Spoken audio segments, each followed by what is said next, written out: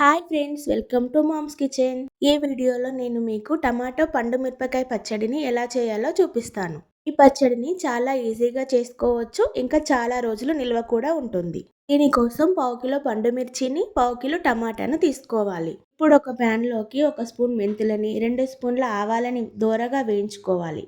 ఇవి కొద్దిగా చల్లారిన తర్వాత మిక్సర్ జార్లోకి తీసుకొని మెత్తని పౌడర్లా చేసుకొని పక్కన పెట్టుకోవాలి. ఇప్పుడు ఒక ప్యాన్ తీసుకొని అందులో ఆయిల్ యాడ్ చేసుకొని ముందుగా కడుక్కొని వాటర్ లేకుండా తుడిచిపెట్టుకొని కట్ చేసుకున్న టమాటా ముక్కల్ని ఆయిల్లో వేసుకొని ఉడికించుకోవాలి.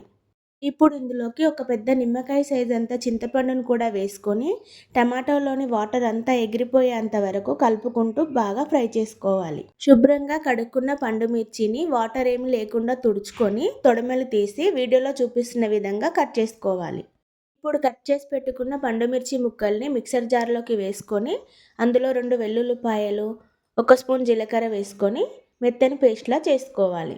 ఇందులోకి ముందుగా ఉడికించి పెట్టుకున్న టమాటా ముక్కల్ని కూడా వేసుకొని టేస్ట్కి సరిపడా సాల్ట్ను కూడా వేసుకొని మిక్సీ పట్టుకోవాలి. ఇందులో ముందుగా రెడీ చేసి పెట్టుకున్న మెంతి ఆవాల పౌడర్ని కూడా వేసుకొని కలుపుకోవాలి.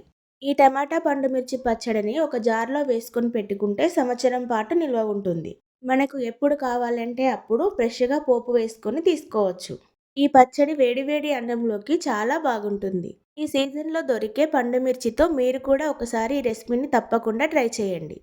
ఒక ప్యాన్ తీసుకొని పోపు కోసం కొద్దిగా ఆయిల్ని వేసుకొని ఎండుమిర్చి, 1 స్పూన్ జీలకర్ర, ఆవాలు, కరివేపాకు కొంచెం క్రిస్పీగా అయ్యేంత వరకు ఫ్రై చేసుకోవాలి. ఇందులోకి పచ్చడిని వేసుకొని కలుపుకోవాలి. ఎంతో టేస్టీగా ఉండే టమాటో పండు మిర్చి నిల్వ పచ్చడి రెడీ. ఇలాంటి మరిన్ని రెసిపీస్ కోసం మామ్స్ కిచెన్ని సబ్స్క్రైబ్ చేసుకోండి. Thanks for watching.